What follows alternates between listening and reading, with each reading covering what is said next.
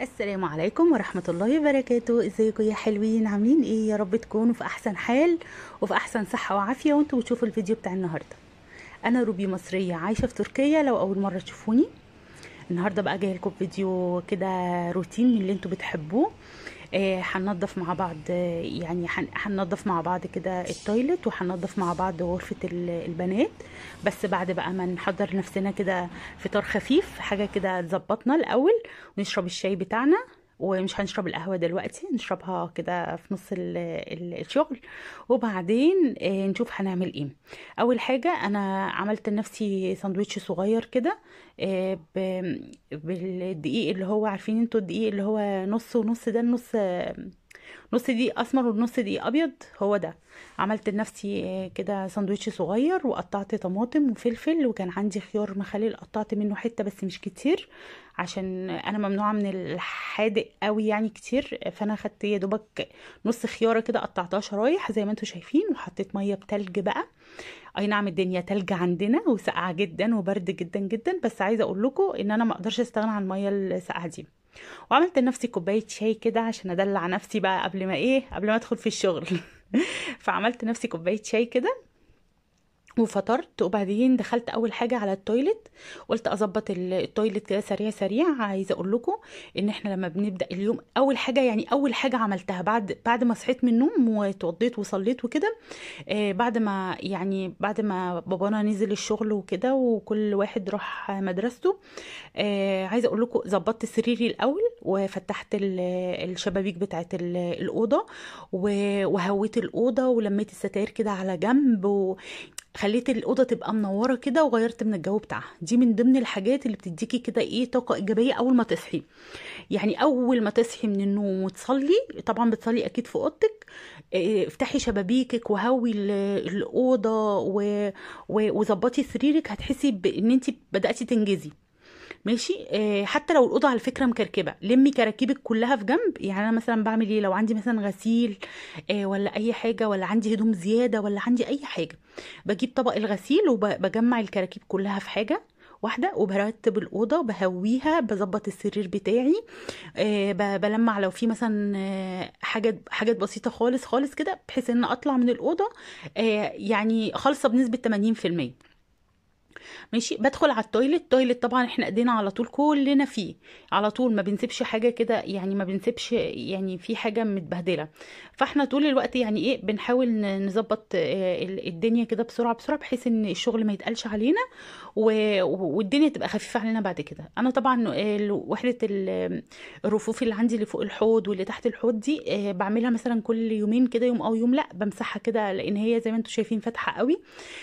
فزي ما انتم شايفين كده، بديها تلميعه كده بسيطه بالبخاخ الاصفر اللي انتم شايفينه ده. وبعمل الحوض، طبعا الحوض كل يوم بيتعمل، عشان انتوا عارفين الصابون ومعجون الاسنان والكلام ده كله ساعات بيغير الحوض اللي هو التجويف بتاع الحوض ده. فلازم من وقت للتاني، يعني كل يوم لازم يدعك كويس جدا بسبونشه كده، بس تبقى خشنه شويه. والسائل الاصفر ده حلو جدا جدا بالنسبه للستانلس، او بالنسبه للاحواض والحاجات دي كلها. يعني بصراحه بيرجعها اكنها جديده تماما. زي ما انتم شايفين كده، انا عندي الدفايه اللي في الحمام دي، اللي هي المواسير بتاعه الكومبي، بتبقى دي طبعا من ضمن التدفئه بتاعه الحمام. بتبقى في الحيطه كده زي ما انتم شايفين. من وقت للتاني بمسحها، لان هي بتجمع تراب طبعا، لان هي ايه، الدرجات بتاعتها كده قريبه من بعض، فبتجمع تراب. فانا بمسحها باي حته قماشه كده منديه، بمسحها وبلمعها، وبلمع الوحده اللي تحتيها، وبلمع الغسالة، وبمسح كده الشاور روم من بره. طبعا الكلام ده كله انا بعمله باستمرار. لكن طبعا التنظيف العميق بتاع الحمام اللي هو الشاور روم، وان انا اساسا امسح الادراج من جوه، ارتب الدنيا من جوه وكده، بيبقى كل اسبوع تقريبا.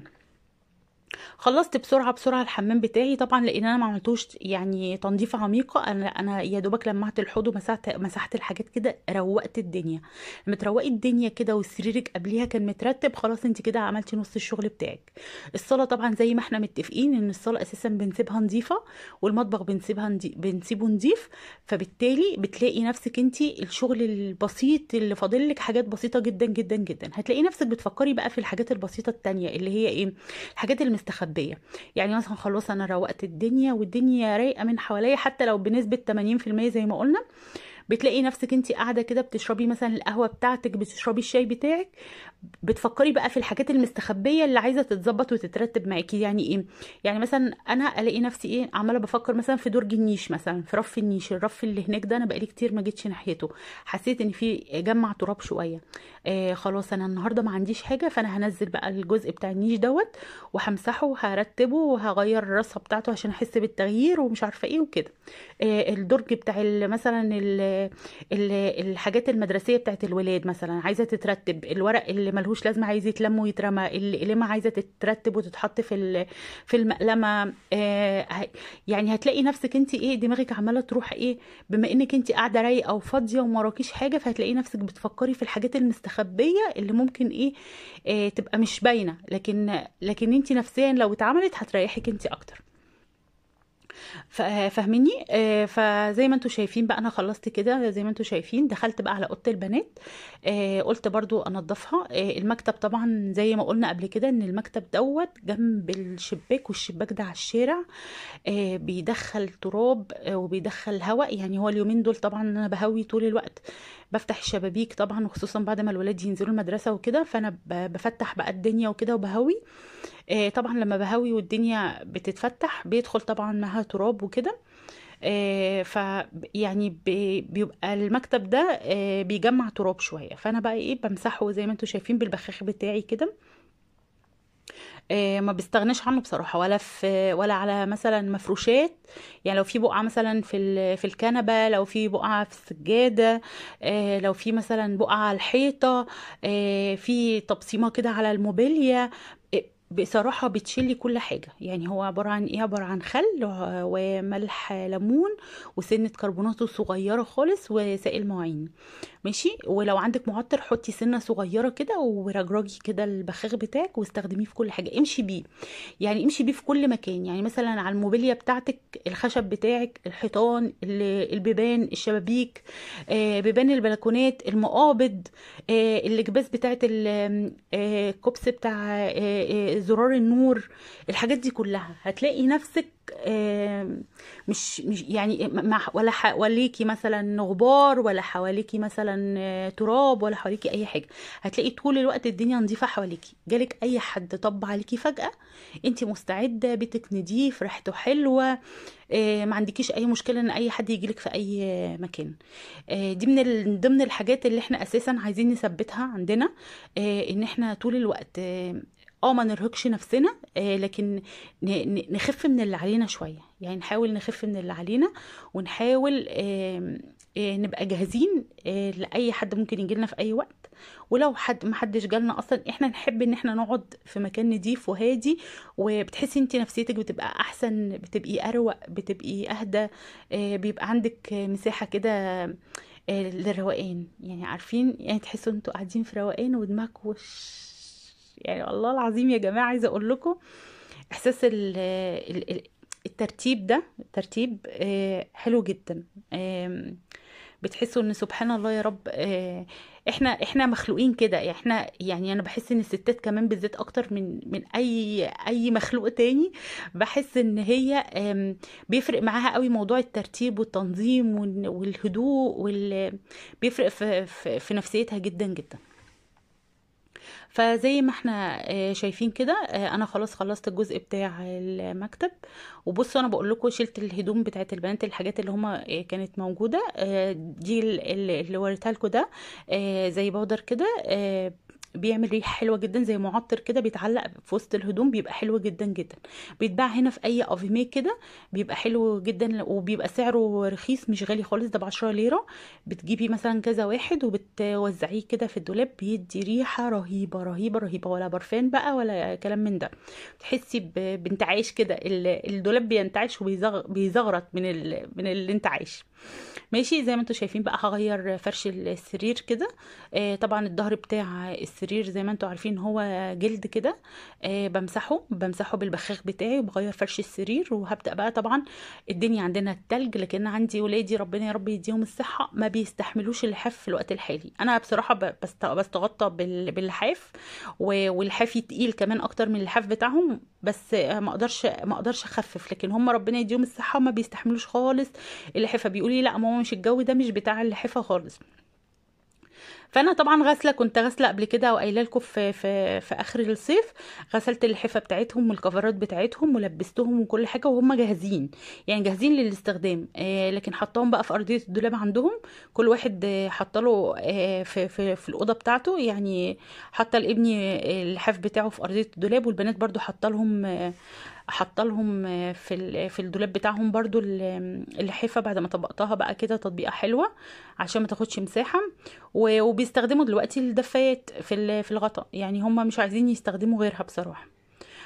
فرشت الجزء الاولاني الجزء اللي من جوه بتاع الاوضه، وبمسح دلوقتي الشباك زي ما قلت لكم. طبعا كان في، عايزه اقول لكم مطين، عارفين يعني ايه؟ يعني عارفين الدنيا كانت بتشتي، وكان في تراب على الشبابيك. فعايزه اقول لكم عملت طينه كده، قطرات، تحسوا ان هي قطرات كده ميه متوزعه على الشباك، بس طينه. فانا طبعا اديتها بختين كده من البخاخ السحري بتاعي اللي استغناش عنه ابدا، اللي انتوا شايفينه ده. ومسحت الشباك. وعايزه اقول لكم نور كده، يعني عايزه اقول لكم الفوطه اللي هي بتاعت تلميع الازاز دي رهيبه رهيبه رهيبه.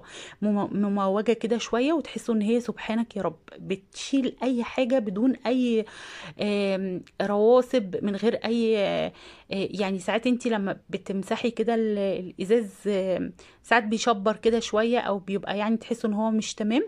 لا، هو الفوطه دي بصراحه بتظبط كل حاجه، عايزه اقول لكم رهيبه رهيبه رهيبه. خلصت الشباك وشديت الستاره، ودخلت بقى على الجزء اللي من بره بتاع الاوضه. زي ما انتم شايفين كده بمسح بقى مسحت السراير بقى من بره ومن جوه، وشديت الملايات لان الملايات اساسا كانت نظيفه. حطيت بس عليها الدفايات زي ما قلت لكم. ومسحت الكومود اللي جنب السرير، وبالحيطه اللي فوقيه، بكوبس النور، بالحلق بتاع الباب. وخلصت كمان الدولاب. ودلوقتي همسح الجزامه زي ما انتم شايفين، قلت اقول لكم باي باي. بمسح بقى زي ما انتم شايفين كده الجزامه. بصوا الجزامه هي دي الجزامه اللي في دخلت باب الشقه، دي موجوده في بيوت كل الاتراك. عايزه اقول لكم لازم يبقى فيه الجزامه كده من تحت ومن فوق حاجه كده، يعلقوا عليها الجواكت بتاعتهم، يعلقوا عليهم الشالات بتاعتهم، لبس المدرسه بتاع الولاد اللي هي جاكاكيت، الطواقي بتاعتهم، كل حاجه، الشمسيات بتاعتهم، كل حاجه بتتحط في المكان ده. عايزه اقول لكم حلوه جدا، من العادات الحلوه جدا اللي عجبتني قوي قوي قوي هنا. ماشي، مسحت الحيطان كمان بتاعت اللي هي في دخلة باب الشقة دي، وحطيت بقى كل حاجة كده مكانها زي ما انتوا شايفين. ومسحت الحيطان والحاجات اللي متعلقة على الحيطة زي ما انتوا شايفين، وخلاص. الدنيا بقى كانت رايقة، وزي ما انتوا شايفين بصوا الأوضة بقت جميلة وهادية وحلوة، والهوا يعني عايزة اقول لكم كان فيه هوا شوية، بس الهوا بقى مع النظافة وريحة النظافة بصراحة حاجة رهيبة قوي. طبعا كلنا يعني في غنى عن ان احنا نتكلم عن موضوع النظافة ده.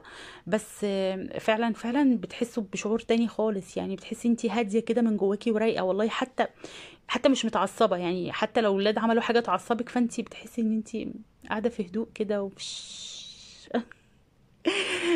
بس كده خلاص خلصت زي ما انتوا شايفين كده، ختمت بالصورة القمر اللي انتوا شايفينها دي. ولعنا بقى شوية بخور كده في الصالة.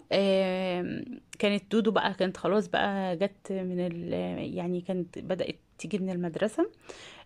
شنطتها هي كمان على الكنبة. قلت بقى بخر الدنيا كده واعمل لي بقى كوباية شاي حلوة كده محترمة. واقعد بقى كده في الروقان. اشربها كده بمزاج. يعني قلت بقى لا، كافئي نفسك بقى كده واعملي لنفسك كوبايه شاي كده حلوه. انا بحب الشاي جدا، بس للاسف ما كانش عندي نعناع النهارده. باذن الله بكره في بازار، فان شاء الله باذن الله بكره اجيب نعناع عشان اشربه بقى وامزج دماغي اكتر واكتر.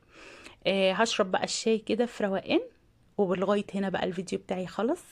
مش عايزاكم تنسوا اللايك، ومش عايزاكم تنسوا التعليق الجميل اللي بيشجعني. ولو أول مرة تدخلي القناة، أهلا بيكي. ما تنسيش تشتركي في القناة وتفعلي زرار الاشتراك، وتفعلي الجرس عشان يوصلك كل جديد. بس كده خلاص، كده الفيديو بتاعنا خلص. أشوفكم على خير. باي باي.